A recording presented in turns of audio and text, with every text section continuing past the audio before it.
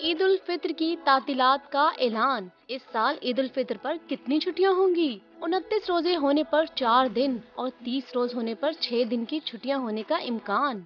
मुत्तहदा अरब इमारात में ईद उल फित्र की तातीलात का ऐलान हो गया है। अरब मीडिया के मुताबिक मुत्तहदा अरब इमारात में ईद उल फित्र की तातीलात 29 रमजान से 3 शवाल तक होने का ऐलान किया गया है। मुत्तहदा अरब इमारात में रमजान मुबारक का चांद देखने के लिए इजलास 10 मार्च को होगा। ताहम माहिरीन फल्कियात के मुताबिक मुमकिना तौर पर मुत्तहदा अरब इमारात में पहला रोजा 12 मार्च को होगा और इस बरस रमजान का महीना 30 दिन होने का कवी इम्कान है। अगर ऐसा हुआ तो 29 रमजान से 3 शवाल की छुट्टियां 6 दिन की हो जाएंगी, क्योंकि 3 शवाल हफ्ते को होगी और अगले रोज इतवार को भी हफ्तेवार तातील होगी।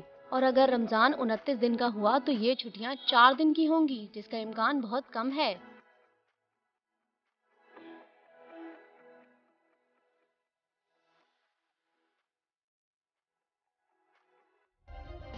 सब्सक्राइब करें और बेल दबाएं ताकि कोई खबर रह न जाए।